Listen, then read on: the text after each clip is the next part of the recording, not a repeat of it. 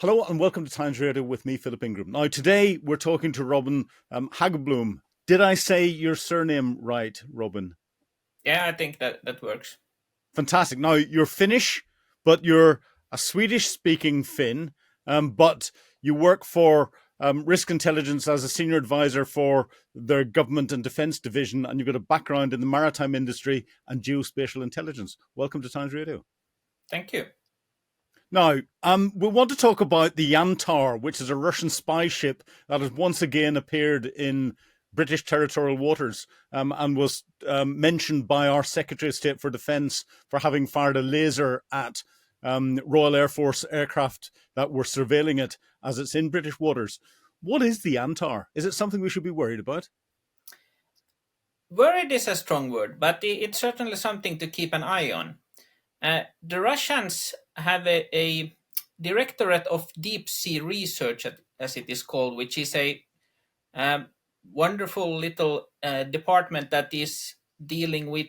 Uh, well, it's dealing with the deep sea, but it's not necessarily civilian research, but rather part of the armed forces intelligence branches.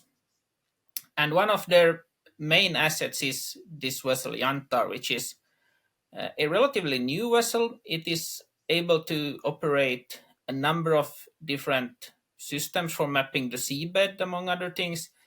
This includes small submersibles, which can be manned. It includes unmanned, remotely operated vehicles or vessels, which it can lower into the sea over the stern, and these then can do all sorts of things. And why it has been featuring quite heavily in the headlines is that it tends to turn up in locations where Western countries have their underwater seabed infrastructure, for example, cables or pipelines.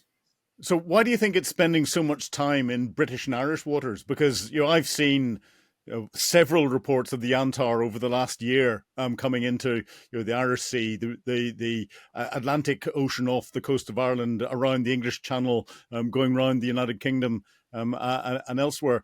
What's of interest to it here?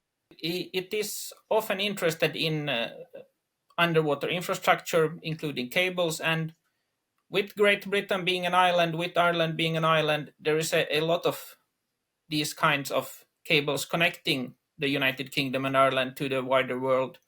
There is energy infrastructure from the North Sea, oil and gas fields, uh, and we might not often think about it, but the fact is that our connectivity these days through internet, which is carrying a lot of how our modern society works, it needs these kind of physical infrastructure.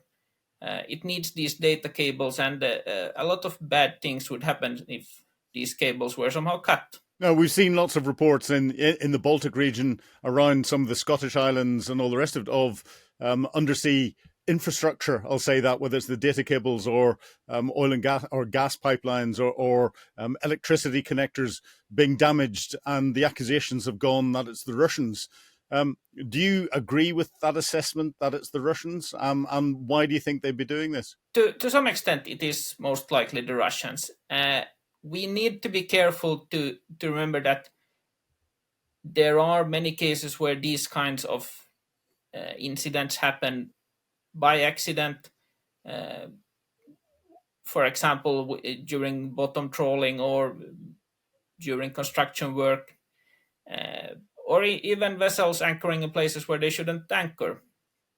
So these things do happen. What we have seen in, for example, the Baltic Sea is that the frequency of these have incidents, and in particular major incidents, have been such that it's highly unlikely that it is purely accidents. And of course, what we are seeing generally is a kind of conflict between Russia and the wider West, as we understand it, where the Russians clearly don't agree with certain of our positions regarding, for example, their war in Ukraine. And these kinds of incidents, which are difficult to attribute, but which do cause nuisances to our societies are one way which the Russians try to get at us. We have also seen, for example, sabotages on land from petty gangsters in different countries. We have seen cyber attacks, and the common thread here is that attribution is really hard. And is it will the disruption of these cables have a significant effect on different nations on the way we live our life? It very much depends on what exactly is cut. When referring to the Baltic, the single instance which was which had a quite major impact was the Baltic Connector gas pipeline between Finland and Estonia, which was one of extremely few points where the Finnish gas grid is connected to the outer world. Similarly, some of the power cables play a quite significant role in the managing the energy loads and energy transfers between different countries. Data cables can also be extremely important. They're usually the data cables are lighter built. There are more of them, and that also means that there is usually more redundancy within the system. So you don't necessarily see the same kind of effect from a single cable being cut, but Hmm. they certainly are causing issues. Nothing on the scale that society would stop, but it's also telling that in case of a wider conflict, these certainly could be targets, and then in a systematic campaign, uh, there would be really significant impacts. And how significant? The Secretary of State for Defence in the UK has turned around and accused the Russians of firing directed energy weapons, lasers from the Yantar at British surveillance aircraft that are flying on behalf of the United Kingdom and on behalf of NATO as well. How significant do you think it is, in an escalatory way, the firing of directed energy weapons at aircraft? That depends on a number of details which are not completely clear to me for the time being.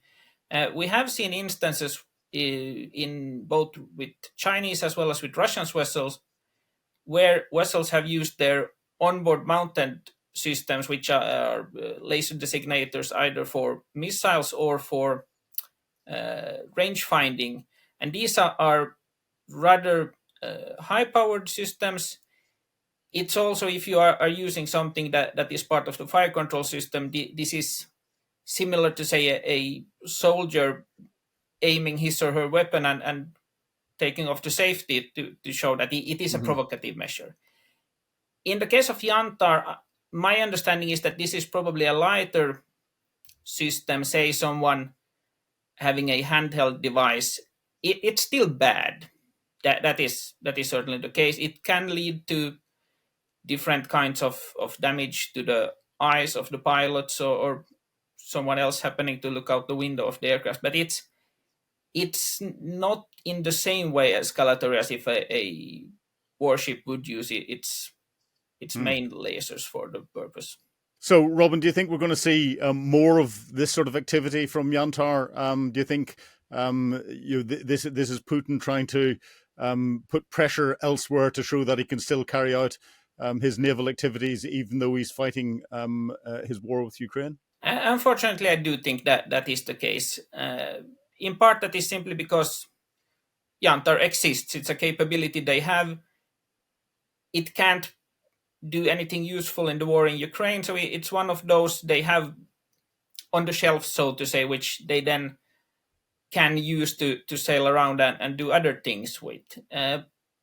It also seems to be part of the Russian modus operandi that they will be doing these kind of operations which make headlines, which might cause disturbances to some part of society, while still clearly being below the threshold of war.